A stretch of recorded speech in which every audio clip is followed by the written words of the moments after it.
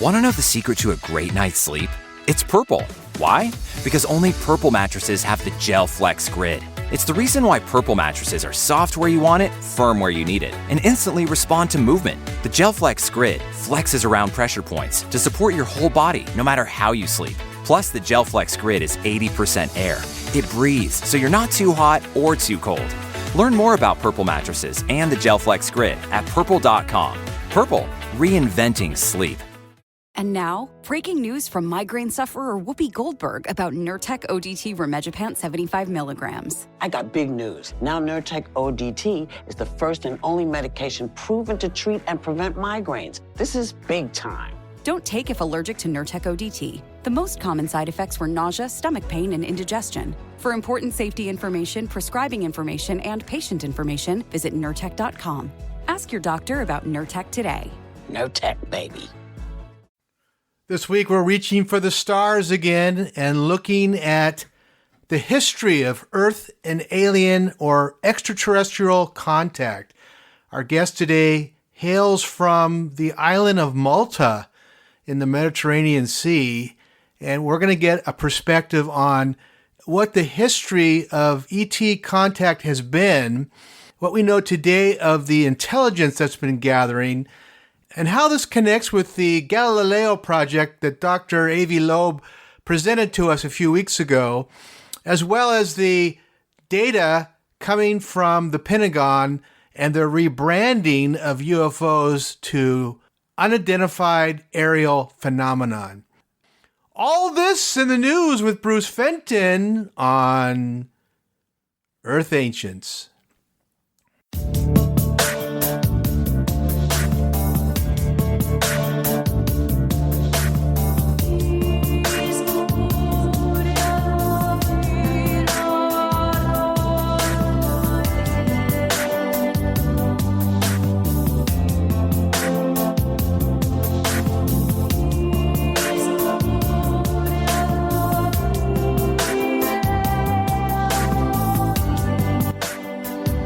For Saturday, November 13th, 2021, this is Earth Ancients.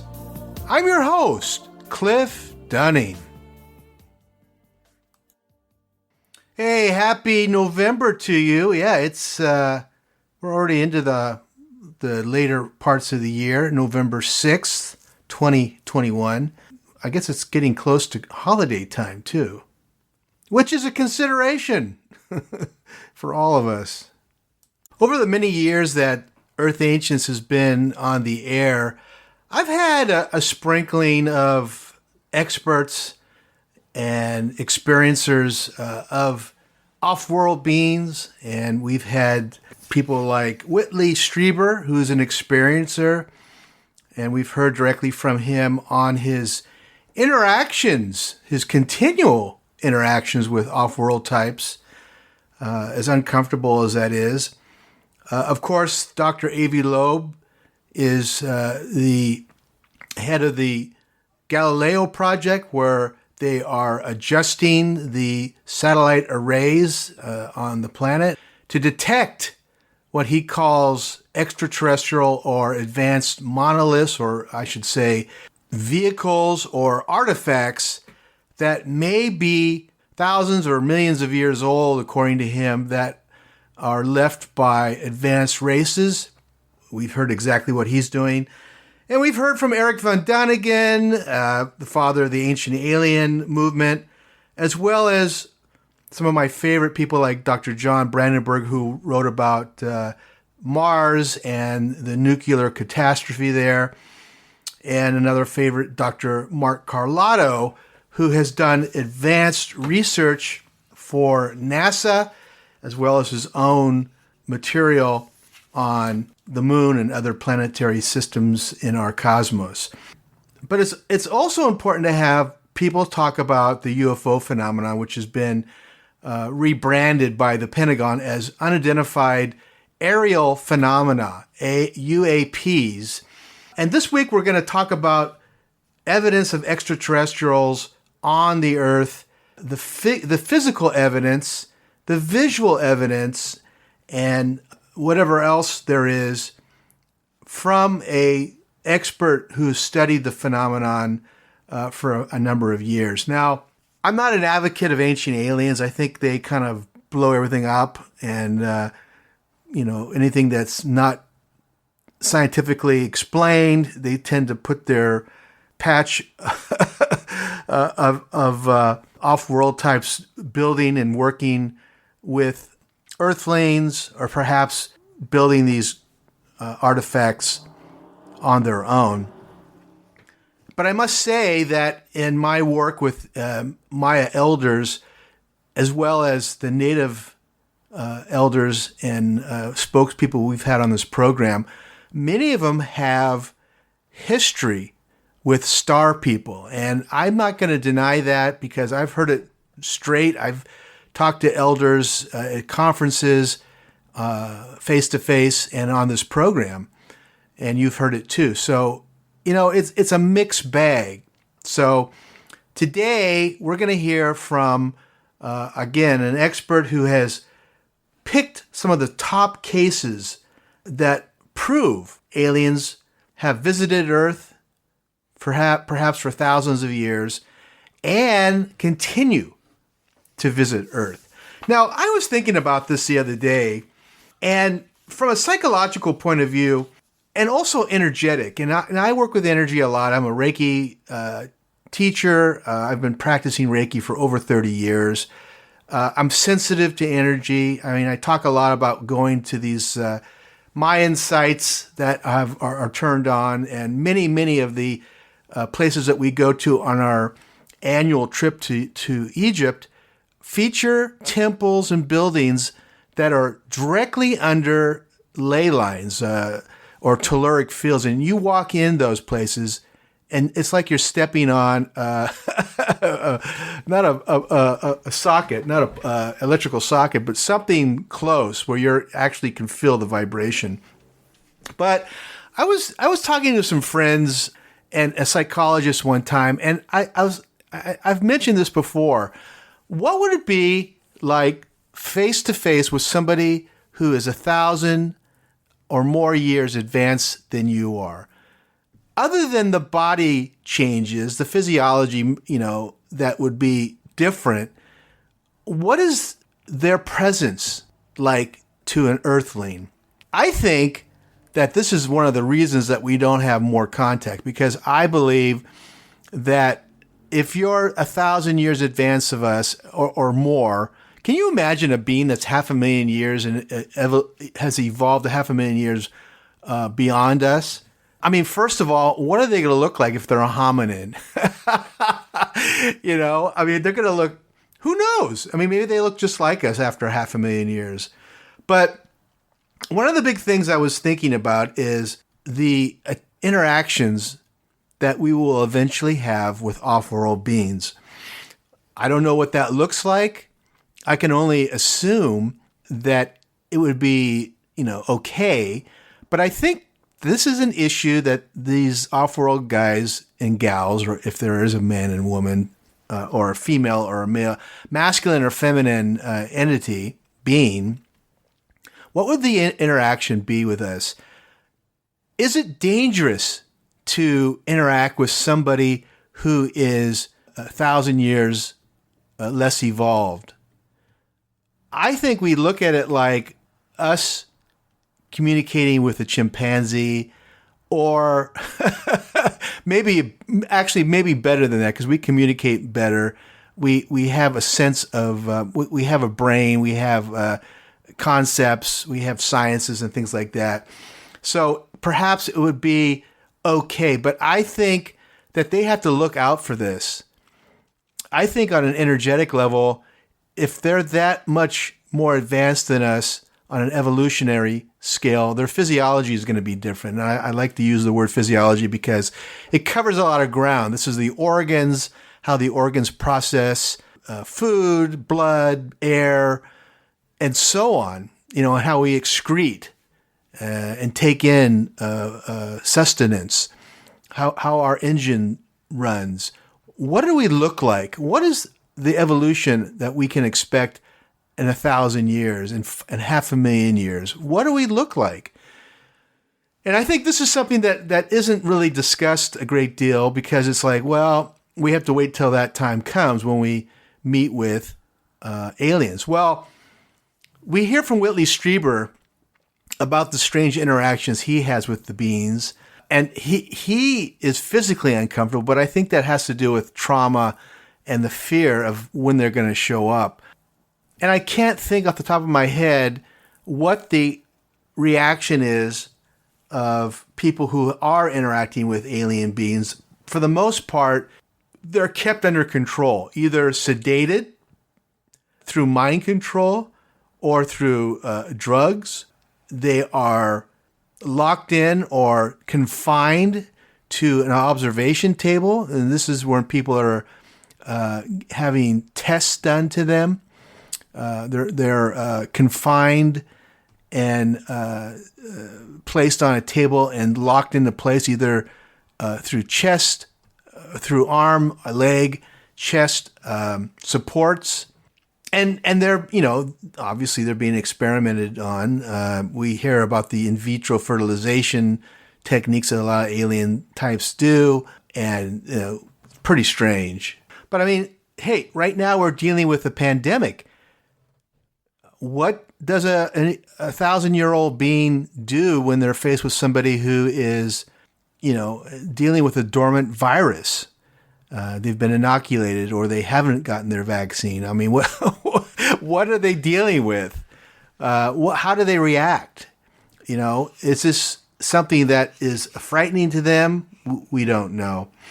One of the things that I've discovered over the years of having a number of different research investigators and authors of alien interactions is that when somebody is that advanced, their brain is different. And a lot of these interactions with off-world types have to do with aliens that have the ability to block thoughts, block fear, and also, put people to sleep.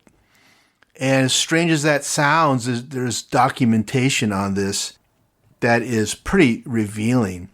I've mentioned Dr. John Mack a number of times. He was the Harvard psychiatrist who did significant research on the abduction experience and really traveled the world interviewing different cultures and their interactions with off-world beings. One of the things that he describes is that after the initial shock of being abducted or an interaction with an off-world being, once the trauma has settled down, the vast majority of people have a pleasant experience. And I think if you read Abduction, that these people had a good experience because that was the intent of these beings from other planets. They were not there to upset or traumatize the people they were interacting with. They wanted to make it as pleasant as possible, which leads us to the question, this must be a form of interaction and experimentation. They're interacting with humans, Earth humans, for the purpose of getting data, getting cell samples, blood samples, urine samples, in many cases ovum from women, sperm from men, and who knows what's going on there. I mean, that's a whole nother show. But here's a short clip from John Mack, who's being interviewed on a TV station about his new book, Abductions. And he has one of the women who is regularly abducted, feels that she's being experimented on. But she talks a little bit about her experience with Dr. Mack on this program. Have a quick listen. Skeptic when it came to this issue of alien abductions. What changed your thinking? Yeah, when I first heard about Bud Hopkins who was the pioneer researcher here, and that he took seriously these stories of people who reported being abducted, I thought there must be something wrong with him, and probably these people were suffering from some new form of mental illness. But in the past 4 years, I've worked now with approximately 90 people who've had these experiences, and they tell a very similar story. And initially, at least in the early years, They hadn't been in communication with each other. They were deeply distressed by their experiences. The experiences were reported in great detail. They were complex narratives of being taken by alien beings into UFOs on beams of light. They were embarrassed, ashamed to come forward about it. And you don't think these were wild dreams, not hallucinations? Not at all. These are very solid people, healthy, mentally healthy people. And the only thing I knew that behaves like that is real experience. This is not the way dreams behave. This is not the way mental illness behaves. It's not the way fantasy behaves. Some kind of real experience is occurring to these people. But if this is a real experience, that is some kind of entities, beings, intelligences are entering our world and affecting hundreds of thousands, perhaps millions of people according to polls, then this is something really worth looking at. So that's what I've been trying to do, is get people at least look at it, think about it. Joan Victoria, you've had quite an emotional week, haven't you? You went public with your story just yesterday, and you've been keeping this quiet since you were a child. Tell us about your story. Well, it happened before I was 6 years old. It's been happening ever since that time. It comes on and off for so many times, during the year, and then there'll be gaps that it doesn't happen. But I know these are going to go on. This is not something that I really have a lot of control about. Meaning, what's happening? Is it a message that's going back and forth between you and who you met with earlier? It's actual, being taken from either your yard or your home. And so you're being taken over throughout the years? Yes. Yes. Were you put on any kind of a table, any tests on you? I have recollections of being on a table, of not being able to see, my environment around me because of the incredible bright light. The light is so white, it's almost hurts to open your eyes. And a lot of times, you just close your eyes because you really don't want to look, you don't want to see, you don't want to remember this. Was it a painful experience? I have to say there was a lot of terror years ago for me, a lot of fear, and I've really worked hard to get through all that and to come out kind of on the other side and to try to understand it and be much more open-minded, and also, to try to take the whole experience in. Yeah. Dr. Mack, you had a falling out with Carl Sagan over this whole issue. Well, not really a falling out. I think the difference between Carl Sagan and myself around this is perhaps at the root of the struggle that's going on about the society. We're opening up now to other realities, but Carl Sagan and many other scientists are holding to the notion that the only reality that exists is this physical world that we can see with our five senses, and that anything beyond that, to say it exists, you have to have a piece of dinner plate off of a UFO or something like that. And I'm saying, no, there are realities that are just as powerful, just as real as this one. Other cultures have known this besides ours. Almost a spiritual dimension. Well, or at least something, as the abductees put it, another realm, beyond the veil, they say, which is now entering into our world. So we really have no category in our culture. We're opening to it now for something that comes from some other dimension, but manifests physically in our world, that crosses that sacred divide we've kept so far apart from. Fascinating subject. We thank you both for joining us today on this very controversial and emotional issue. Thanks for having us. Thank you both for being with us. Now, one of the things I didn't mention is it's been found that a lot of the interactions, or a number of the interactions, are with what appears to be artificial beings, either biological robots or actual artificial intelligence in a moving robot. And we don't hear a great deal about that, but the actions seem to be robotic. The interactions are very sparse. In fact, a lot of times there's no talk at all. It's just these automatons, these robots going about their activities. And, in a biological robot or a biological being that's artificially created is so far beyond us. It's in, hundreds of years in the future, if not more. And so when we talk and we read about this, it is mind-blowing to consider. So today's program is interaction with extraterrestrials and some of the most well-known cases that most people don't know about. And a lot of these include military interactions. There's an astronaut we'll hear about that is was profoundly affected by his interactions with off-world types, and just regular people who, for some reason, are caught up in this abduction experience. So always fun, always informative, and all about ETs. University of Maryland Global Campus was established to bring a respected state university education to working adults at home and abroad. 70 years ago, we sent professors overseas to educate service members and their families on military installations and on the front lines. Today, we're online because that's where working adults need us, that's where you need us.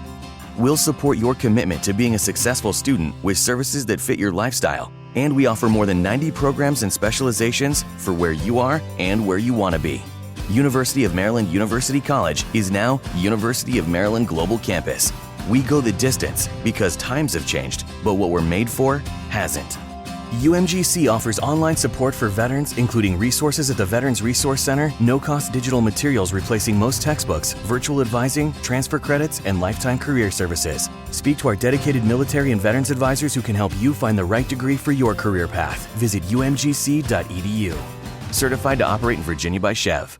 Weekdays starting at 4 on NBC4. Another school year with so much uncertainty. News 4 is working for you, dedicating important coverage to keeping kids safe at school. Helping you navigate the biggest issues facing parents, children, and teachers. And giving you expert guidance from local doctors and educators. And showing you ways to manage stress weekday afternoons starting at 4. We'll help you get through the school year safely. Weekdays starting at 4 on NBC4. We're working for you.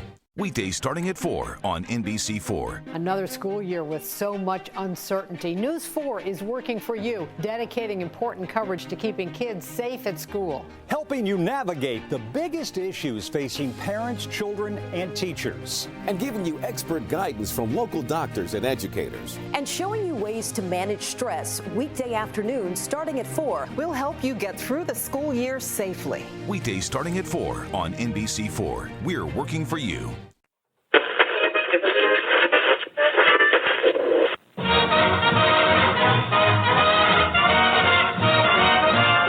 Of all the boys I've known, and I've known some. It's one small step for man, one giant leap for mankind. Coming to you live from around the world, it's Earth Ancient News. Time to check in with our science editor. That is Bruce Fenton. And today we have a bit of very, very important news that was published in, actually the one article I found was in CNN, but our friend Graham Hancock has posted a number of other scientific journals that have been reporting on this. And Bruce, this is a big bit of news. Ancient fireball turns miles of the world's driest desert into glass. This is an event that happened thousands of years ago. And so, Bruce, how are you, first of all? How are things in London? What's going on? Yeah, I'm pretty good, actually. Been reading about the solar storms and stuff that are hitting the UK at the moment, and I'm hopeful that I might be able to go out later and actually, catch a glimpse of one from a nearby hill. So it's rare that we would get them as far south as where I live, but apparently last night they were pretty beautiful. So I want to hear about this if you are able to see one, because I don't know if I can see one where I am. So So talk a little bit about this new discovery, which really validates Graham Hancock's hypothesis that whatever advanced civilization was on the Earth 12,000 plus years ago, which would be a pre-Diluvian people, this was the terminating event that basically wiped out them and the land animals that were on the surface. And they're guessing approximately 12,000 years ago. So why do you think this is important? Yeah, absolutely. I mean, this is a really big update to the ongoing debate about whether or not a comet impacted Earth around about 12,000 years ago, causing the shift really to the Pleistocene, with the climate shifts and the end of the Younger Dryas. So there's been, a series of papers, they found little spherules of melt that would associate with these comet impacts. They found elsewhere, signs of, layers of material in the soil. So there's been all sorts of different updates. And so this time it's come from a bit of a wildcard kind of left-wing thing. It's actually a discovery that's, already kind of known. We've got these glasses, these unusual melt glasses that are distributed out in the Atacama Desert in Chile. And in the past, it was kind of suspected that this glass had formed during massive grass fires. That was the basically the theory they'd been given to kind of dismiss it away. But now we know that that's not the case. It turns out that this vast sort of, I think it's 46 mile long or 75 kilometer long stretch of glass is associated with an aerial explosion of a comet or a comet fragment. Mm-hmm. And in the theory that Graham and obviously his sort of associates have said, they think this comet fractured, and so some pieces of it, impacted, some pieces have exploded in the air, and in this case, it supports a piece that has exploded in the air. Right. Now, I think, and I can't quote this, but I think there's other parts of the planet that have similar areas that have this heated sand that turns into glass because of the temperature. But what is the level of heat? How high does the heat have to be to actually turn sand into a glass? Well, because of the kind of makeup of this glass, they know that it was particularly hot, that it was somewhere over 3,000 Fahrenheit, which is around about sort of 1,800 centigrade. So this was particularly hot because they found, evidence of degrading of certain chemicals which require a lot of heat to, be transformed. So they know that this was beyond the normal temperatures for just melting glass. It was particularly hot, and this would mesh well with this aerial burst, a really high energy event, quite high up. Bear in mind this isn't hit, but the wave of energy is so intense that it's melted the surface below and left this vast field of glass. So if it impacted, of course this would have been even more catastrophic, but it's powerful enough. Indeed, it looks like it may have eradicated most of the life, across that area and beyond. That there's a disappearance of a lot of the megafauna that occurs around about 12,000 years ago. So this seems to be part of a wider cataclysm that is going on, which eradicates a lot of these bigger mammals across this part of the Americas. So this ties in a lot with this idea that there was, a cataclysmic event that eradicated all of the kind of human societies at the time and killed loads of the animals and just left absolute devastation.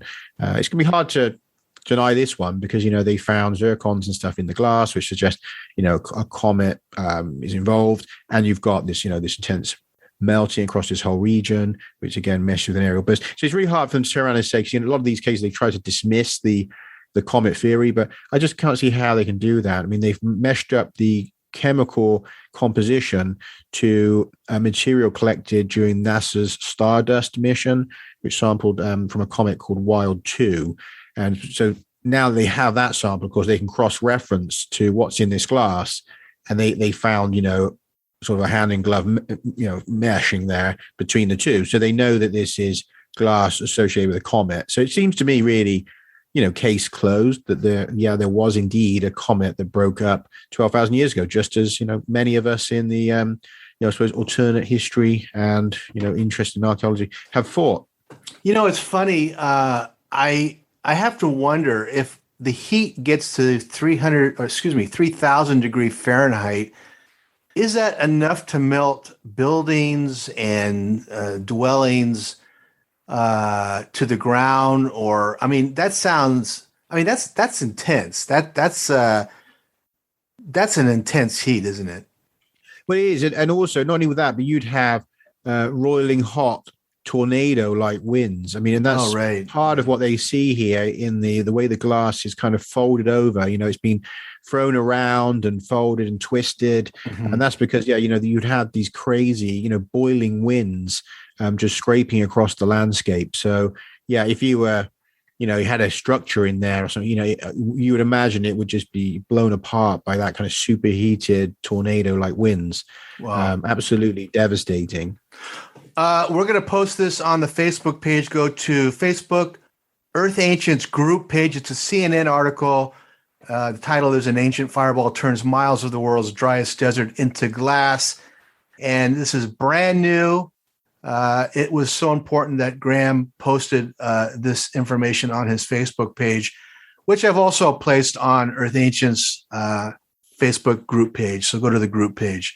Any last thoughts on this, Bruce? Yeah, I mean, I'd like to see what the skeptics say, because they've tried to poo-poo every discovery about, this comet impact theory. Mm-hmm. So I guess we'll see. Can they really wheedle their way out of this one? I mean, to me, it looks like case closed, but they keep trying. They keep trying. Yeah, exactly. Excellent. All right, Bruce, good as always. And you take care. We'll talk to you next week. Thank you very much. Take care. I was out for my morning walk earlier when I got hit by that first falling leaf. That's always my trigger for a seasonal home spruce up. Because if there's going to be a hub for fall fun this year, it's going to be our house. So we went to Ashley Home Store and leveled up our hosting game with a new leather sofa and entertainment center that perfectly complement the new dining set. Tap the banner or visit ashleyhomestore.com to shop and spice up the season. Ashley Home Store. This is home. Ever wish for fuller lips? With Juvederm lip fillers, a licensed specialist can help you get the customized look you've been wanting. Juvederm Volbella XC or Juvederm Ultra XC can give your lips that boost of volume you've been wanting. Find a licensed specialist and see if it's right for you at Juvederm.com. That's JUVEDERM.com. Add fullness to lips in adults over 21 with Juvederm Volbella XC or Juvederm Ultra XC.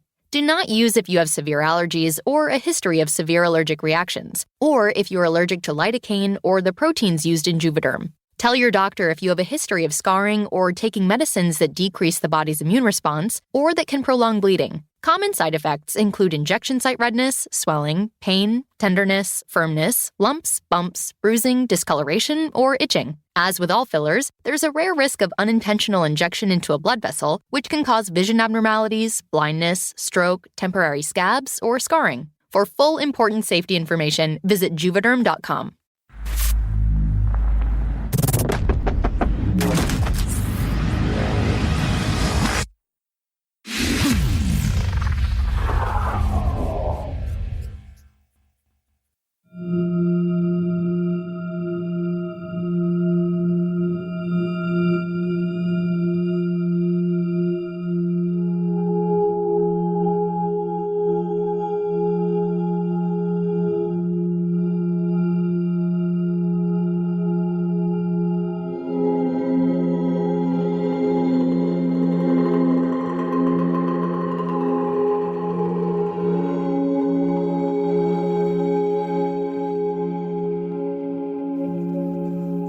This is going to be fun today. We've had a number of different experts on our program, from Dr. Avi Loeb speaking about alien monoliths, or as he calls them, monuments in our cosmos, in our universe, actually perhaps orbiting our planet. And he and his team have recently launched the Galileo project, which is to fine-tune the satellite arrays to include sensing devices and special optics that can track these fast-moving alien monuments, artifacts as they are called, so we can better understand who is entering our cosmos.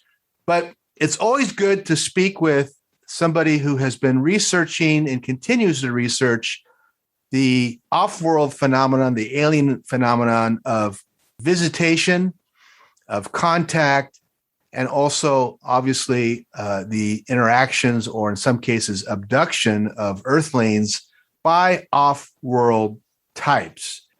And today, we are speaking with a research investigator who's written a book called Evidence of Extraterrestrials, and then the subtitle is Over 40 Cases Proving Aliens Have Visited Earth. My guest today is Warren Adjus. He is a longtime UFO researcher.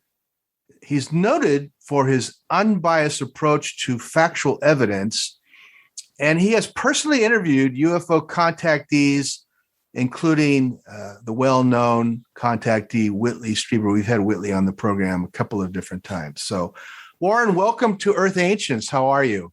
I'm good, thank you. Thank you so much for having me on. Wow. Hey, and we were just talking ahead of our start here, and you are in Malta. Talk about Malta. How long have you been there? Well, I am in Malta, and I've lived here I was born here. I was born here. Wow.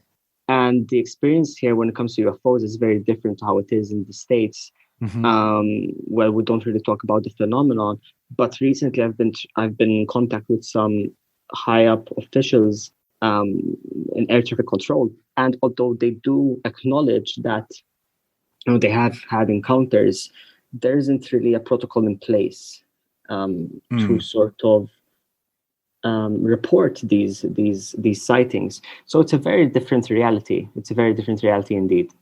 So, the United States obviously has a huge military, and they're very much involved in tracking UFOs, or as they have redefined it, unidentified aerial phenomenon, UAF or P, UAPs. What is unique about your area? How are they reported? How are UFOs compiled? And when someone sees a UFO, are they, in many cases in UFO, people are humiliated as seeing swamp gas or their minds are gone. That's the thing. What is it? What is a reported sighting like in your area? Well, in my area, practically, if someone does see something, they don't even talk about it. In fact, when I did publish the book, I had so many people come up to me and talk to me about their own experience, and it's sad that they sort of belittle their own experience. And when I do talk to them about certain experiences, certain cases, they're like, yeah, that's exactly how it was for me. And then we actually have a productive conversation. So the fact that nobody talks about the phenomenon here, it makes it somewhat impossible for someone to speak out about it. In fact, there aren't any other authors in Malta who even write about UAPs or anything of that sort. So we're practically we're in the first step. We're backward to square one, essentially, because there's no foundation at all. And when you do try and bring up this topic, it's immediately brushed away.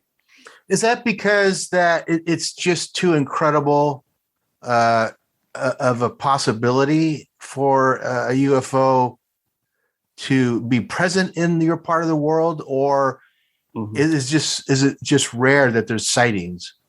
I think it's the former. Here's the thing. Malta's an island, and I feel like what we look at when it comes to UAPs, it's unidentified submerged objects. I feel like the majority of sightings, or not the majority of sightings, but there are objects which do have the capability of traveling in several mediums.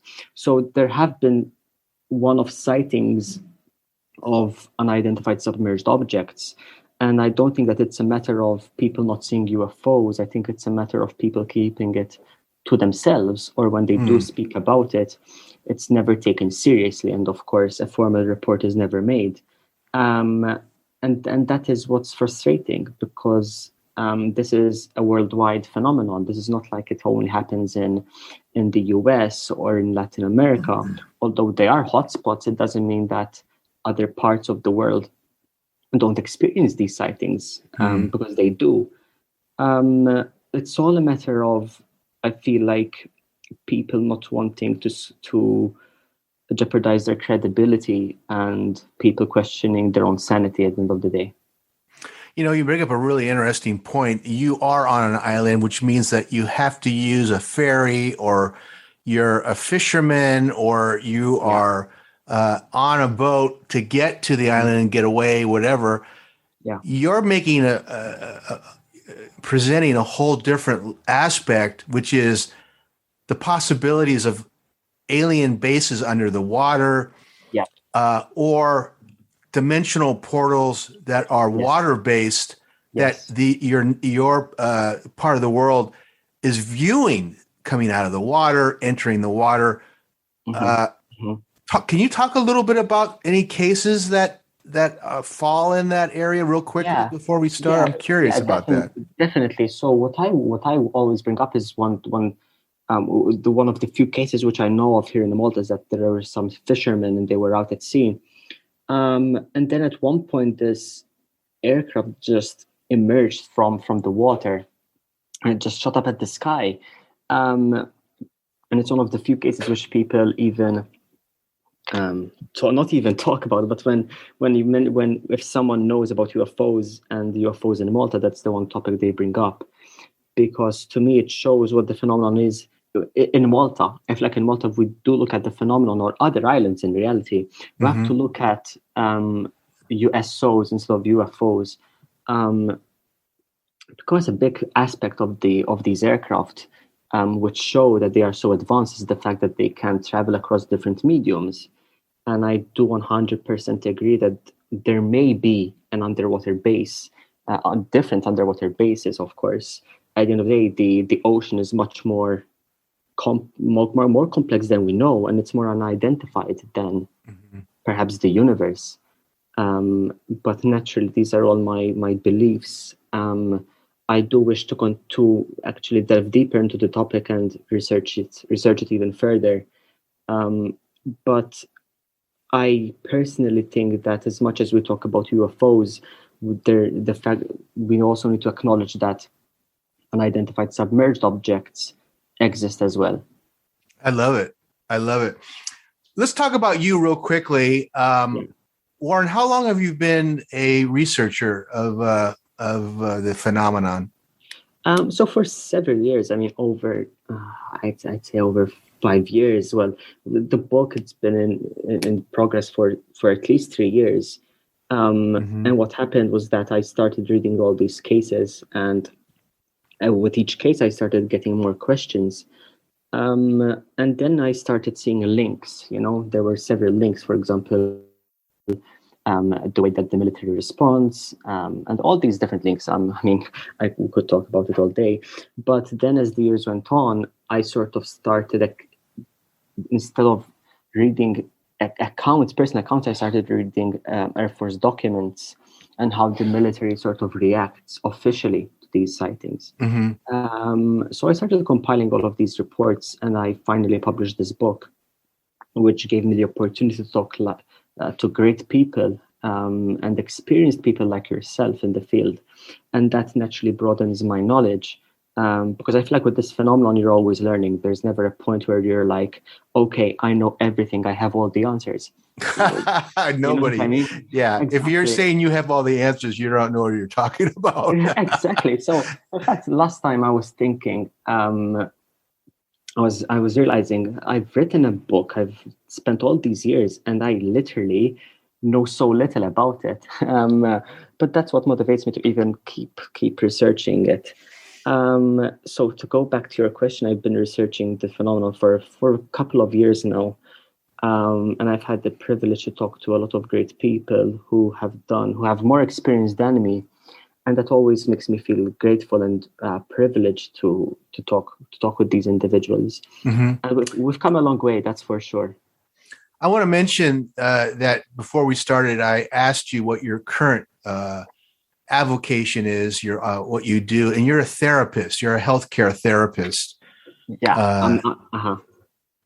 And so, what do you see clients, patients every day in a clinic, or how do you? Well, right now I'm reading for a master's in psychotherapy, so I'm in the progress of becoming a therapist. And a lot of my work involves, speaking with individuals who are experiencing mental health issues. And I feel like that also gives me some knowledge when it comes to differentiating a hoax from an authentic case. Because if we look at the task force report, there's this mention of psychopathology, and I feel like I find it easy to sort of discern whether an individual is actually showing symptoms of a psychopathology or not. And many of the cases they are. I mean, let's be honest, many of the UFO cases are hoaxes. So I feel like I do utilize the knowledge I use on a day-to-day basis, and I bring it forward to the phenomenon as well. So I find it very beneficial. Yeah. And we talked before we started about people like Dr. John Mack, Bud Hopkins, David Jacobs, people who use psychology platforms to analyze these people who have had abductions or interactions with off-world types. And would you say this is a benefit to understand the psychological makeup of Earthlings and how they interact with other types, or why is that an advantage, do you think? Well, that's a beautiful question, 100%. And I will answer this by when I talked to Whiteley Strieber, and I asked him, what is an abduction all about? And he said it's about the psyche. And I honestly agree with him. Well, of course, there's the physiological aspect of it with the experiments, but a lot of it is about the psyche and human consciousness. So when you do study, when you do research, which I'm not talking strictly about, obviously, like going to college or whatever, but when you do look into the human psyche and the human brain and how it operates, you get a better understanding of humans and the human nature. And that gives you sort of a different approach to how you start seeing abduction cases, for example, like Whiteley Strieber. Because people throw around the word, psychopathology, or it's very easy to throw around, and in some cases it's difficult to prove or disprove it. But when you do have that sort of knowledge, it becomes much easier to see when a person is being genuine or not, I guess. I think you're right. I think, and you can detect, as you've already stated, that you can tell the difference between an actual encounter someone's had based on their how they react to questions, and if it's fake or not, if it's made up or not. So 100%. Yeah, you have the possibilities of really cracking this open. You could write a book on, perceived and non-perceived interactions. Let me just ask you a question on that side, Warren. If a being comes to Earth who's, say, 1,000 years advance of us, evolutionary, they're going to have a different mindset or brain experience. We of course we don't know how they were born, developed, educated, whatever. Yeah. But don't you think that an Earthling encountering somebody who's 1,000 years evolved beyond us is going to have subtle psychological reactions to that person? Because I can't even imagine talking to somebody who's 1,000 years in advance of us. Yeah. The immediate thought that a lot of people have is like, oh, you're talking to somebody who's like an ant, or they're an insect, because they're so like a caveman that we can't really relate. But obviously these interactions that we know about, where there's abductions or there's an interaction of talking or communicating in some capacity, are happening. And, these people's lives are forever changed, aren't they? Yeah. Yeah, 100%. And I'm currently researching abductions, and one of the stages which I talk about is the trauma that comes after the abduction. So of course there is what is known as the missing time period, where the brain, to protect the individual, it blocks out the encounter itself because it's so traumatic. And it's traumatic for several reasons, one of which is that the individual is taken without their consent. That's very traumatic. But then when you are faced with such, I call it the, what do I refer to it as? Essentially the ontological shock. That's what I call it. Yeah, the ontological shock, because the person is faced with such a massive phenomenon that it's impossible to even understand and grasp. So what I'm saying is that if I come face to face with an individual who is not only physically so different, biologically in the physical anatomy, but also in the psyche. And when I'm faced with such a massive phenomenon, what can you do? Will you fall back on beliefs that humans are the most intelligent species, or will you sort of recreate this new idea that actually we are so primitive?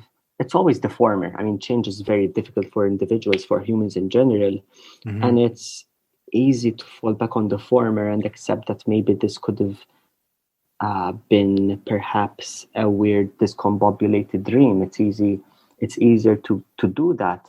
Or they were hallucinating of some kind. Exactly, 100%. Yeah. When even the educational system we're brought up in, we're told that humans are the most intelligent form, yada, yada, yada. So we do fall back on our childhood experiences, on how we were brought up thinking what humans are. So I think a lot of it, after an encounter, there's a lot of repression, repressed memories, repressed beliefs, and it takes a lot of weeks, a lot of months, a lot of years to challenge that and accept it. That's the hardest part, accepting it. Right. I want to ask your opinion of this new redefinition of the United States military's UFO. They went and decided, for whatever reason, to change unidentified flying objects to unidentified aerial phenomenon. Yeah. I'm just curious why you think the United States did that, because a lot of your book covers cases that are in the United States. Yeah. And obviously this is taxing the American military because they're being asked what they think is going on, or if is it one of their advanced craft or what. So why would they change the title, the concept? Okay, I feel like it's a matter of rebranding. And you tell me, what do you mean by that? So when you bring up the word UFO, you immediately think about the disc-shaped object with green little men in it, and the cows getting abducted, whatever. It's the sci-fi movies. That's what they make the topic out to be. So that's what when we think about UFOs, that's what our mind associates with it. When you say unidentified aerial phenomenon, I feel like it's a new era in the study of the phenomenon, because we're moving away from fiction and we're going into science. It's now a study of a scientific phenomenon as opposed to a fictional one. And naturally, they're one of the same. When you say unidentified flying object, it's the study of UAPs, their aerial phenomena. I feel like the change of name was very important because it's the rebranding. It signifies the change in mindset, the change in attitude, not only of individuals, but also of the governments. The report they released in June, that was a good step, although it practically didn't say anything new. It's a good step that they are acknowledging it as a phenomenon in of itself nowadays. Do you think other countries are going to follow the lead of the United States in rebranding their research, their study or analysis of the off-world contact with Earthlings? Yeah, I think they have to. Because if you're not keeping up with them, then you're falling behind. The one thing I do notice, and I make a point in the book, when I talk about this Brazilian sighting, is the different approach they take. Because the Brazilian Air Force never, at no point did they say that these objects are definitely not ET in origin. They actually said that they most probably are. So I feel like the US may be late in comparison to other countries on how to approach the phenomenon. But with that being said, there's a lot of press. What happens in the United States is more publicized. And I feel like the work which Lou Elizondo did, it brought a lot of publicity and it reduced the stigma, it lessened the stigma. And other countries are now not ashamed to take the phenomenon so seriously. So I think it's excellent. I like your answer. I'm curious, though. You study the interactions with off-world beings, and I use the word off-world because I'm sick of ET. I'm not sick of it, but I mean, it's overused. It is. And I like off-world. I'll eventually, or somebody will come up with a different name when we have more interactions. But does it feel to you that the United States military has rebranded it and is studying the propulsion systems and these aircraft from a defense or offense point of view, rather than thinking about who these beings are that are flying, what planetary systems are these guys coming from? Yeah. And, who are they? I mean, I don't hear enough of that. I'm just curious about your opinion, because I think there's a big missing part of this, don't you? Yeah. Yeah. What you said was literally spot on, 100%. And for example, to answer this question, I will mention what Lou Elizondo brings up. He mentions the top 5 characteristics of a UAP. And they all talk about technology. So the anti-gravity propulsion system, the instantaneous acceleration, hypersonic velocity, transmedium travel, and cloaking. So they all talk about how the aircraft operates. What about the origin, though? No one talks about it. Because I feel like if we start talking about where these aircraft come from, we're moving away from science because we have so little information. Although Lou Elizondo did say that they have metals, exotic materials, I think, which are off-world. I like that word. So I'll start using it. If they truly are in possession of such metals, that is, we can bring science into it. We can bring science into exploring the origin.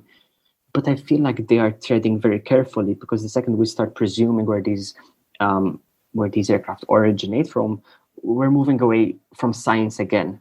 And I feel like that's the whole point of rebranding the whole topic.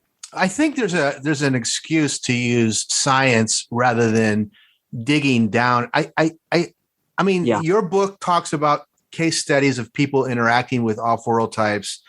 And there's a history of it. John Mack, his whole book, Abduction, deals with interaction with these off-world types, as well as many, many others. Even people who study the craft himself, like the recently deceased Stanton Friedman. He gets into ab nausea this Roswell. At some point, the vehicles were down. There's some beings that were found. They didn't live long enough to really, communicate. Maybe they did, but we don't know.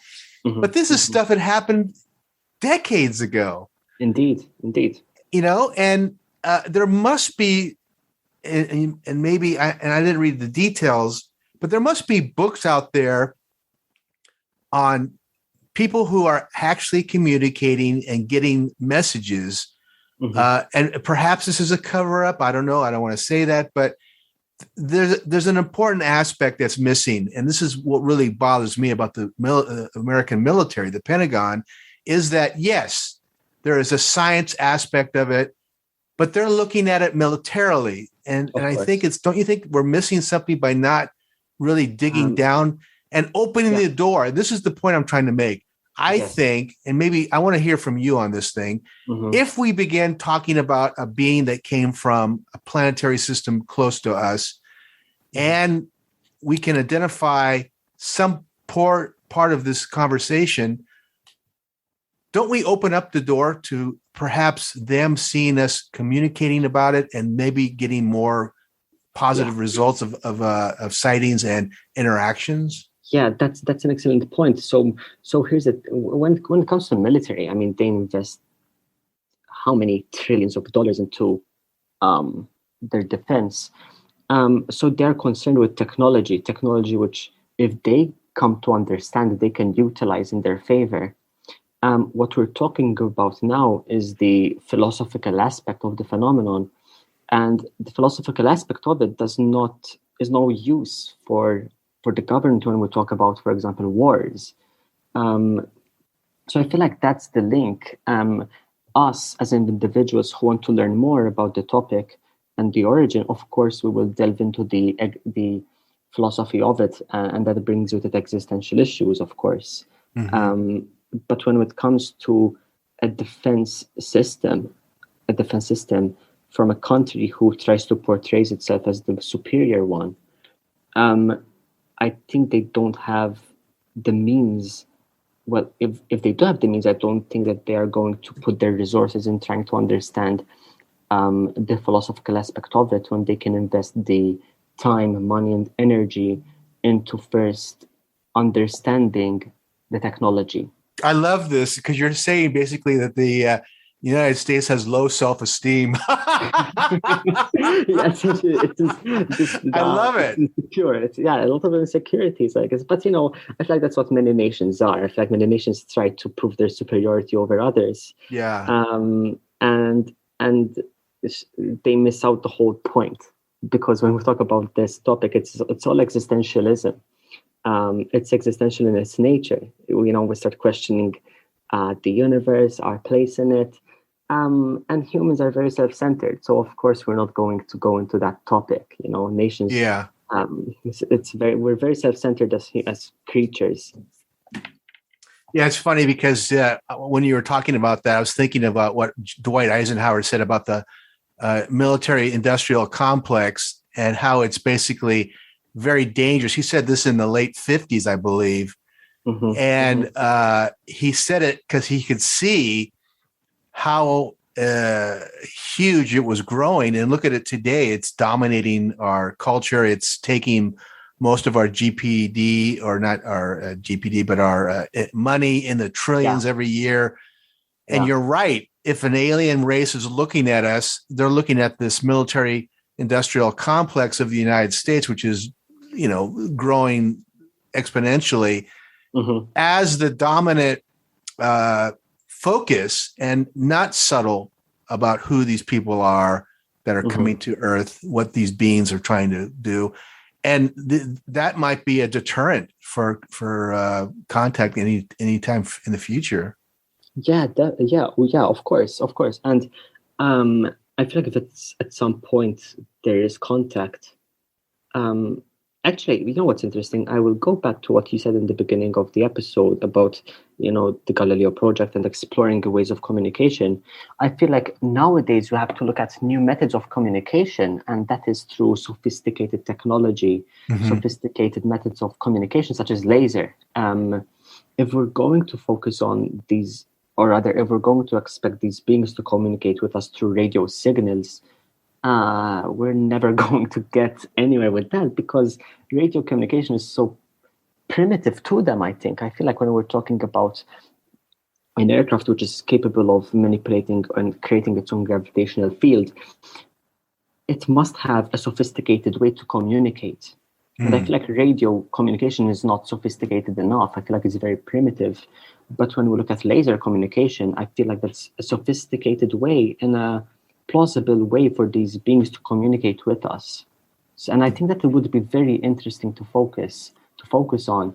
And I know that there was this company in 2016, Breakthrough Initiatives, and they're going to focus on the potential communication using laser communication. So that would be very interesting to explore. Yeah, I like that. I think, and you're into this field, so you know about what the Americans have been spending their money on, the Drake equation. That's it. It's a complete joke, because it's you're sending out a tiny little signal, and you're expecting people to react to it, and it's like people could be thousands of years advanced of that, and they're not even. They think it's space dust. Exactly. That's it. I mean, let's take it into consideration. I mean, we talked about these aircraft being so advanced. Why would they communicate using such a primitive, for lack of a better word, of course, radio communication? I mean, come on, let's match up their method of communication with the way they operate, with the way their aircraft operate. It's not congruent. It's very incongruent with the way they assume they would communicate with us. But I think it's a fascinating to explore in how they could potentially communicate with us. Yeah, no, I totally agree.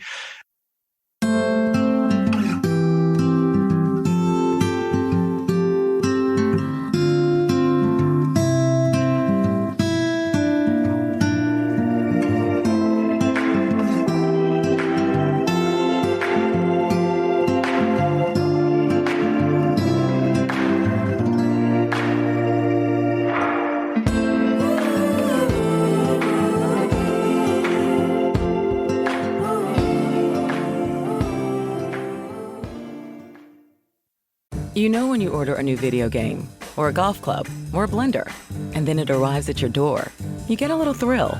Imagine how much more thrilling it is when you order a new car. With Nissan at home, you can shop for the perfect ride and order it without ever having to go anywhere. Sure beats a golf club or a blender. Buy a new car entirely online with Nissan at home. Delivered direct from dealer to driveway. Thrill starts here. Services may vary at participating dealers, subject to applicable law. See dealer for details. Welcome to Parent Teacher Night. Oh, yes, Miss Garner. If you have one of those airline credit cards, you're probably not earning double miles on every purchase. You're right. My card only gets extra miles on some types of purchases. With the Capital One Venture Card, you earn unlimited double miles everywhere. Wait, but where can we use them? You can use Capital One Venture Miles on any travel purchase. Venture gets an A+. Capital One, what's in your wallet? Terms apply. See CapitalOne.com for details. Weekdays starting at 4 on NBC4. Another school year with so much uncertainty. News 4 is working for you, dedicating important coverage to keeping kids safe at school. Helping you navigate the biggest issues facing parents, children, and teachers. And giving you expert guidance from local doctors and educators. And showing you ways to manage stress weekday afternoons starting at 4. We'll help you get through the school year safely. Weekdays starting at 4 on NBC4. We're working for you. Before we get into some case studies in your book, I want your opinion on what you believe in your research the military of the United States and perhaps other countries have in their files. I, for one, believe that the military not only has downed aircraft from off-world types, they likely have made contact with, on some level, off-world types, and just refuse to admit this because they not only would they be embarrassed, but they probably don't want to let the cat out of the bag and say this. Now, I'm just curious of what your opinion is on that. In regards to an aircraft, I don't want to say I'm 100% sure because obviously I can't say that, but I'm so confident that they are in possession of an aircraft. And even if we look at Bob Lazar's testimony, he did say that they are in possession of an aircraft. Now, if we put Bob Lazar aside, although these beings are more advanced than us as humans, we cannot undermine our own capabilities, especially when it comes to black budgets and whatever they create with the black budget. So I do think that they are in possession of an ET aircraft and technology. But I think also beings. I feel like communication has been made once again because we cannot undermine our own technology either. I mean, yesterday, I think I was watching a video about nuclear submarines, and it's amazing how this vessel can go so deep underwater. And there is a link between UFO sightings and nuclear sites. So what happens when a nuclear vessel is placed underwater? I feel like contact was made at some point. I feel like it would be somewhat not foolish, but it would be a big assumption to say that there never was any contact. I don't think it's that far-fetched either. I feel like as humans we're very curious, but so are these beings from the look of it, because I feel like they could easily sort of hide their presence, but their presence has not been hidden. So I think that communication has been made, but to what extent, I don't know. It's a very existential question once again. Yeah, it is. It is. We could spend a day talking about alien interaction. Are they walking among us? There's been books written about aliens that look like us. that are mixing with us. so forth and so on. But let's get to your book. Okay.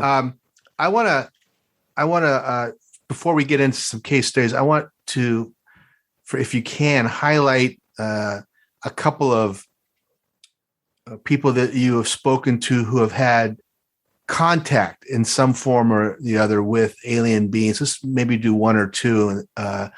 Either people that you talked to directly or people that you've studied that you found were outstanding. So I've talked to, of course, Whitley Strieber, and that guy is just fascinating. Yeah. And of course, Stanton Friedman, his view on the topic is, there isn't another person who can talk in a similar way. When it comes to sort of case studies, the one case which, or persona perhaps, which I've really admired is that of Betty Hill. I haven't spoken to her directly. I didn't have the privilege, but I obtained the records from the New Hampshire, I forget the name, Library University, I think. Oh, the psychological evaluation? Yeah. I didn't know they were available. They and there were also her diary entries, and it shows you a different side to Betty. It shows a different side because one of my favorite quotes of hers is that she wants to be known for her social work and not her abduction, and that shows her genuineness. Let's just stop real quickly. So Betty, for those of you listening, Betty and Barney Hill were a couple that lived in, was it New Hampshire, upstate New Hampshire? Yeah, it is. And they were driving their car when Barney, and this is like 65 or something? So the hit was 1969 exactly. Okay.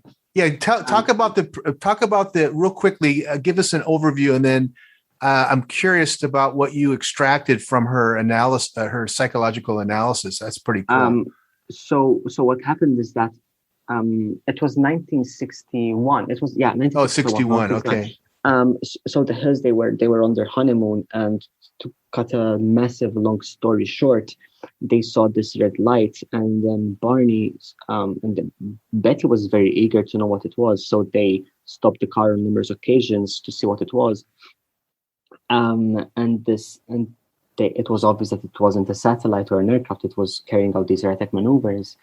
And their last conscious memory was that they were driving and they encountered a roadblock. That was their last conscious memory. Now, after weeks of hypnotic regression, it came out that they were actually abducted. And Betty's case, I think Betty's encounter is amazing because she had this conversation with one of the leaders about their origins, and it was deduced that they were from Zeta Reticuli. But that case is just too massive. It's too massive and too complex. But going back to the psychological report, they were both mentally sound. I mean, there were no indication that they were both suffering from any psychopathology. They were both educated individuals. Betty was a social worker, and Barney, he worked with the postal office. But they were both so active in their community for human rights, most especially because they were an interracial couple. And being an interracial couple in 1961, it wasn't a common thing, of course. Yeah, he was African American, she was Caucasian. Indeed. So I feel like if we look at them as individuals, they're very both credible individuals, and that is why that is one of the most fascinating abduction cases and one of the most credible ones as well. Talk a little bit about what you extracted from Betty. Did she, obviously they put her into some kind of hypnotic trance or altered state of consciousness and pushed this abduction into her subconscious. But what were some highlights that you can, didn't one of these aliens tell her about the planetary system they had come from? Yeah. So what happens that after for the listeners out there, I highly recommend that you read their book, Captured. And during one of the medical experiments, the individuals performed what is known as amniocentesis, a medical procedure, which was not known back then. They didn't know what an amniocentesis was, but these beings essentially, they grabbed a needle and sort of put it in her abdomen, and that is a clear indication that it was indeed an amniocentesis. But one of the most fascinating things is that after the medical examinations, she had a conversation with the leader, and she asked him where they came from, and the leader just pulled down a map, and there were these massive, it was a big map, and there were these dots all over it. And she asked the leader, so where are you located in this map? And he says that, he asks her, perhaps sarcastically, do you know where Earth is on this map? And she says no. So then he pulls it back up. But then after hypnotic regression, after several weeks and months of hypnotic regression, she drew the map, a sketch of it, and several analyses later, it was found that it was Zeta Reticuli, and it's a binary star system. And the characteristics of the star system show that it is sufficient for intelligent life to evolve on it. How many light years is Zeta Reticuli to our cosmos? So Zeta Reticuli is located 39 light years. That's pretty far. It's like insanely. It'd take 1,000 years to get there. Of course. Yeah. But then again, like time. I mean, traveling such a distance, it becomes a possibility with manipulating your own, creating your own gravitational field. So now we're going back to an anti-gravity propulsion system. If an aircraft is able to bend space-time, then it is able to travel long distances in a shorter period of time. Yeah, and who knows if they are creating warp systems or they have technology that can create wormholes that take them from their star system to ours in a matter of minutes, seconds, hours, whatever. Who knows? Yeah, the possibilities are endless. They're endless when you can manipulate gravity. The possibilities are endless. That's a question. Did Barney or Betty Hill get an idea about their power system, their drive system on their craft, or how they travel from one star system to another? No, as far as public records show, they don't talk about how the aircraft operates. But one of the abduction accounts which does mention that is Herbert Shermer. Herbert Shermer, in his encounter, the occupant tells him that they work using a reverse electromagnetic propulsion system, which is very similar to an anti-gravity propulsion system. It's about creating your own gravitational field. So if we were to look at all these UFO cases and abduction cases, there is one common denominator, and that is manipulating gravity. So I think it's a given that this is the means of travel, of how these beings can travel light years in a shorter period of time. Fascinating. The book we're talking about is Evidence of Extraterrestrials, over 40 cases proving aliens have visited Earth. Let's talk about a few of the case studies you have here. In the part 2 of your book called, part 1 called Modern Sightings, I'd like you to talk about a famous sighting that was in Los Angeles in 1942. Yeah. You call it the Battle of Los Angeles, which was a huge, massive sighting. Yes. But I think we made it into a battle. I don't think the off-world types wanted to battle us because. Not at all. Yeah. So talk a little bit about it and how important it is. Give us the background. So before I go into details, I want to say why it's such a significant report. It's because there were thousands of eyewitnesses. Yeah. And this happened back in 1942, in February, a few months after the Pearl Harbor attack. So everyone was a little bit anxious. But what happened was on the night, in the early hours of the morning, around 3 a.m., there was an air-raid siren, and the residents, they exited their home, and they noticed that there were several unidentified lights in the sky. They thought they were Japanese at first, but no bombs were dropped. They thought that an attack was imminent, but once again, there was nothing. There was no attack.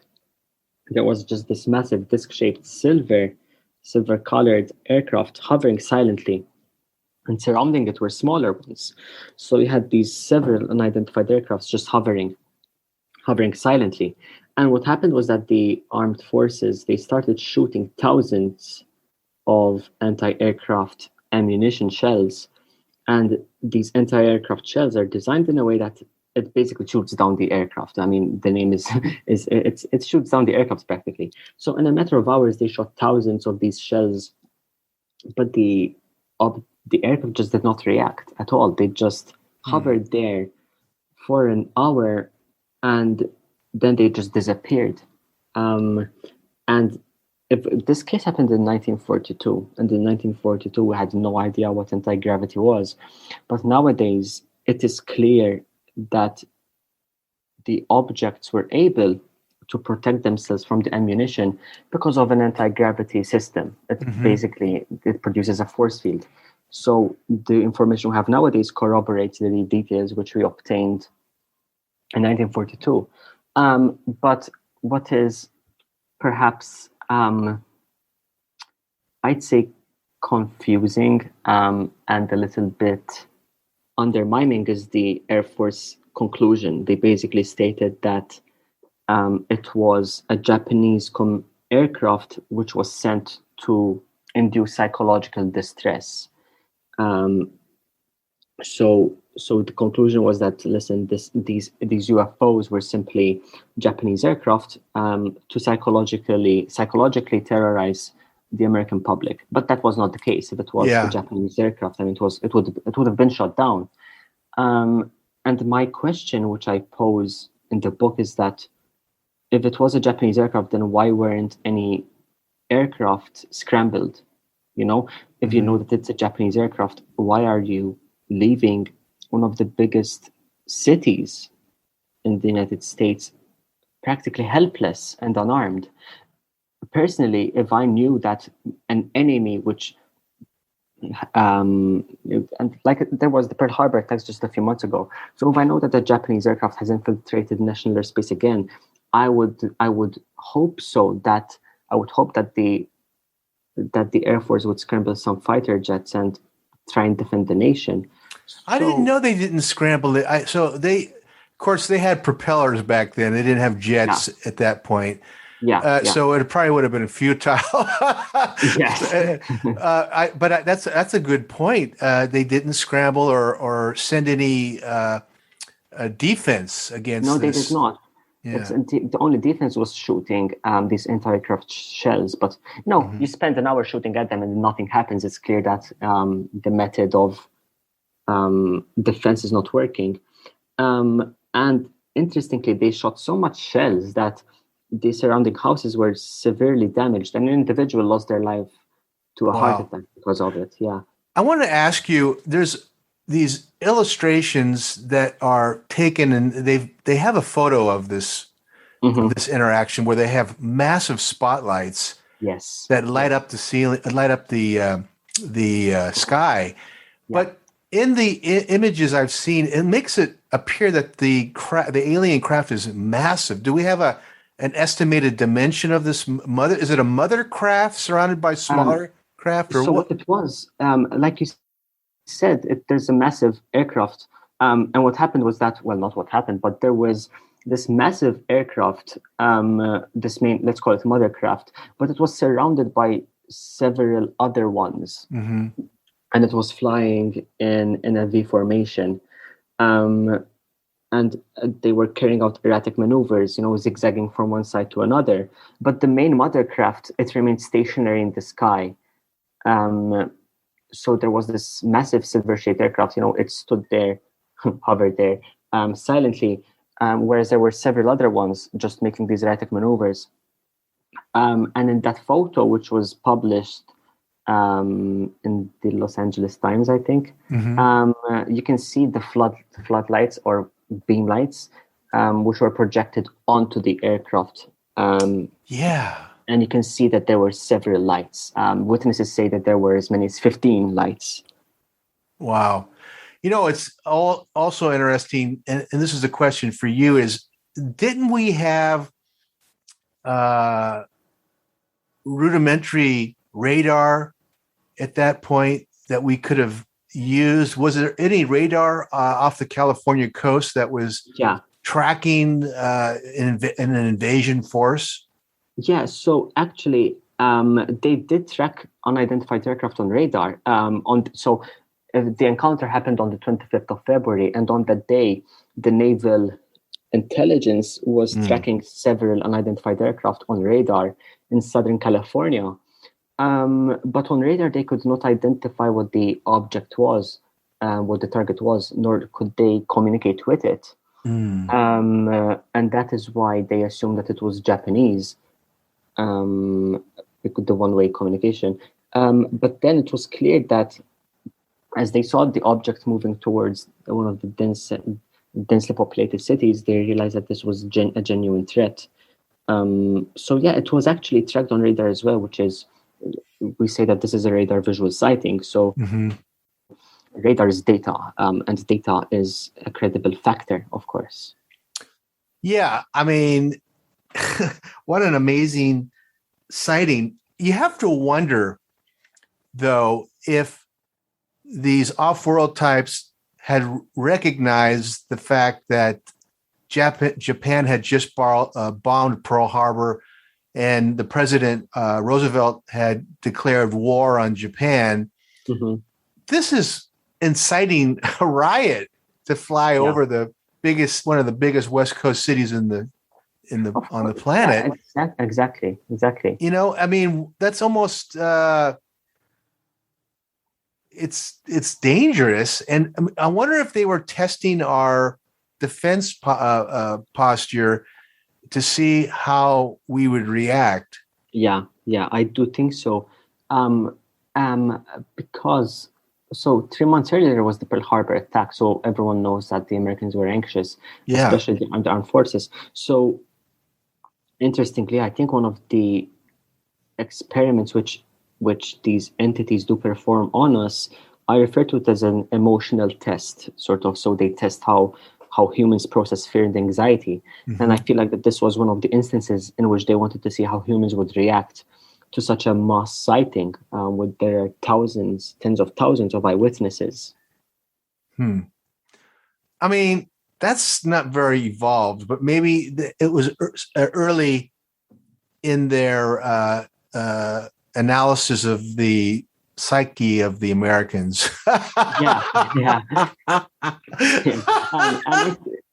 And this was one of the earliest cases in 1942. And as the cases and abductions sort of progressed, I feel like they obtained more information. But it's interesting because there aren't many cases in which there were so many witnesses.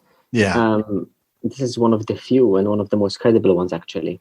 Okay, let's go to another one. Thank you for that, by the way, the Battle of Los Angeles.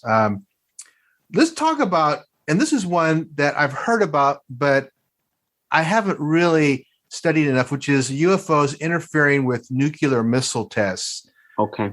I mean, I have vaguely heard of a UFO showing up during a missile test and actually shooting it down. But talk a little bit about what you write about UFOs interfering with nuclear missile. So there, over the years, there is a clear link between UFO sightings and nuclear missile storage sites. And the reason I brought this topic up was that there was a clear common denominator. It was all observation. It was all observation and a potential interference as well. And in 2010, there was this conference. It was publicized in CNN and every other news websites, whatever. And in it, there were several there were 7 high-level Air Force officials, and they talked about their experience working they were working in an Air Force base which stored these nuclear sites, which stored these nuclear missiles, and they also noticed that there were several UFOs spotted over the silo storage site, and it's not a coincidence. For example, if we look at Lieutenant Robert Salas, he was stationed in Montana, and there in 1967 he saw, when he was stationed there, he saw these red lights glowing above these storage sites, and interestingly, that all of the missiles inside the storage unit went into a no-go condition. And that is very dangerous, because a no-go condition means that the object can still it can only be controlled through airborne, essentially. So although there was this total guidance and control system failure, there was a clear connection between this UFO and it hovering above the storage site.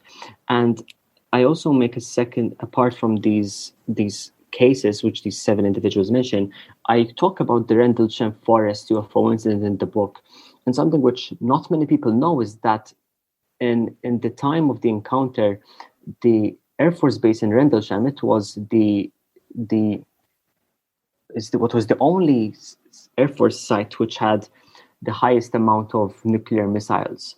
So once again, that wasn't a coincidence either. So I do think that there is a link between UFOs and nuclear missiles. And the answer, I think, is very clear. It's to preserve the country. To preserve the planet. So the aliens are concerned about the level of toxicity and death and planetary destruction that igniting one of these nuclear weapons would have on the Earth. Yeah, I think so, because if we look at a nuclear, for example, if there were to be a nuclear incident, it would not only affect the planet, but also the cosmos to an extent, of course, the surrounding planets. And we have to give that they are here for their own reasons, not ours. And they are clearly getting something out of studying us and studying our planet. So they do need us to preserve the country. Sorry, the planet, not the country. And one of the ways they can preserve it is to avoid humans destroying it. Right. Sure, and nuclear missiles, they are the highest threat, I think, which we have as humans. Yeah, that's fascinating. In your part 2, you call it the crash landings. You have a number of crashes that I have never heard of before, and I want you to talk about a couple, if you can. The Kricksburg crash, I don't know where that is. Okay. I don't know how significant it is, if they were able to extract parts of the craft, or if the down aircraft was retrieved by their brethren. Talk a little bit about that. So Kricksburg, it happened in 1965 in Kricksburg, in Pennsylvania. Yeah, and interestingly, there was a UFO sighting in several states. So there was one in Ontario. It started in Ontario, and they saw this bright fireball essentially trajecting the sky, and on the day in December the 9th, I believe it was, this woman, Frances Kalp, she heard a massive crash in the nearby woods, and her children who were playing outside, they ran in and they told her, listen, they said, a star just fell. And interestingly, as the investigation started and individuals went into the forest, the firefighters, the first responders, they described seeing an acorn-shaped aircraft in the ground. Acorn, like an acorn nut? Yeah. Indeed, okay, acorn shape. Okay, I hear you. It was acorn-shaped. And around it there was this band, and there were a lot of hieroglyphics around it, engraved on it. What is interesting about the Kecksburg crash is not only, of course, the crash itself and the object, but also the retrieval. What happened is that later on in the night, these trucks entered the forest and they unloaded it, and several individuals saw the truck with a massive tarp on it. Sorry, with a massive tarp covering it. So that was a retrieval indeed. Now the question is, rather, what was it? I think that if it was otherworldly, it was remotely controlled, as there wasn't. The witnesses, they didn't see any portholes or windows. So there were no beings were extracted, is what you're saying? No beings. Yeah, there were no beings. So it was a robot of some kind, perhaps a drone by present day terms. Exactly. And, people tried to sort of downplay it by saying it was a satellite, it was this and it was that, but no. NASA actually stated that it was a metal from Cosmos 96, a Russian satellite. But it wasn't. I mean, because the thing is, over the trajectory which the objects traveled, several metallic fragments were obtained by individuals. And NASA said that, listen, they're from Cosmos 96, but that's not the case because they were analyzed. And what is also very interesting was that several astrophysicists, they studied the trajectory of it, and they noticed that it is not congruent with the way a satellite would re-enter Earth. So that was ruled out as well. But the Kecksburg crash, I mean, there is one it couldn't have been a meteorite either, of course, because there would have been a massive crater. So with all of these hypotheses being ruled out, I think with a process of elimination, there would be one hypothesis left, and that is that it was an otherworldly object. But this is one of the few cases which there was a retrieval, and I find it very fascinating. First of all, because of the shape of the object. I feel like with UFOs, the majority of sightings describe a disc-shaped aircraft, but this was an acorn-shaped, and this shows the I feel like the capabilities as well of these aircraft having different functions, perhaps. I think that when it comes to this aircraft, I think that it very well could have a different function to other aircrafts, such as the Roswell, such as the Roswell crash.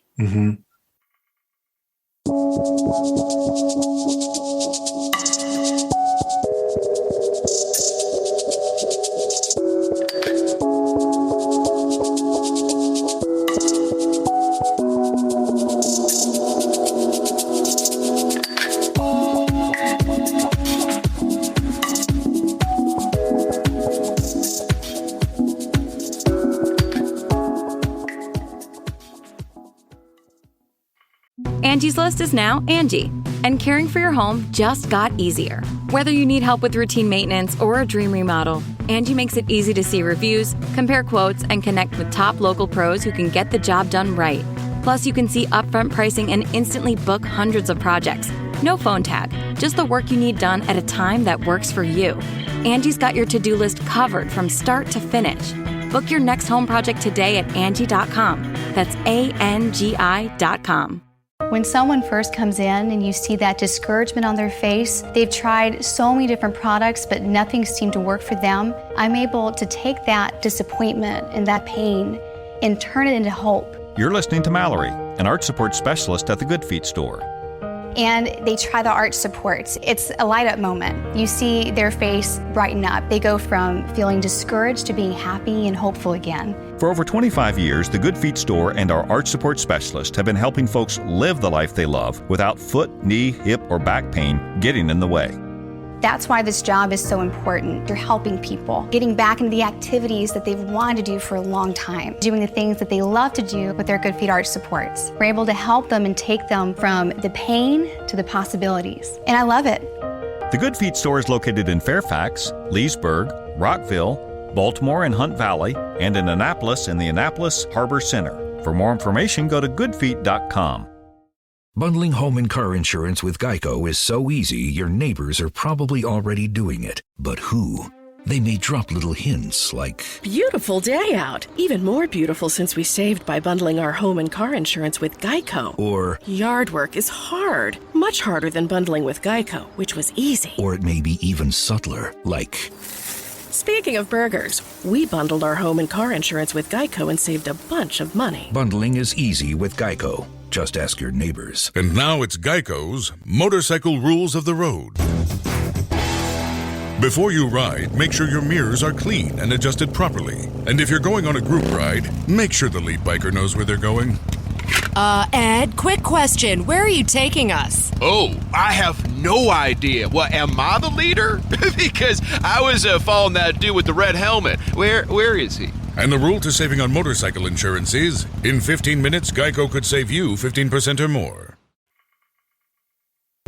I think it was quite telling that you describe, or the analysis of this down craft is perhaps described by eyewitnesses. So some of the local town people follow the trail of it and saw it in its crash site as it was being lifted onto the truck bed, or how accurate or how much detail do the locals provide this report?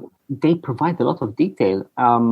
Interestingly, the individual who saw the military individuals loading the aircraft on it, they were escorted out of the investigative area. Okay. But they stood nearby across the road, and they saw these several trucks going through the forest.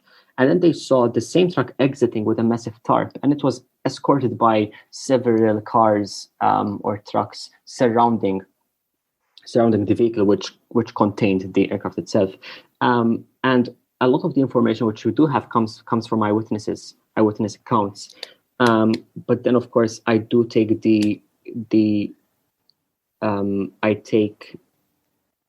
in my investigation of this case, I made sure that the accounts were sort of congruent with one another, and they all described the same thing. It was an acorn-shaped aircraft,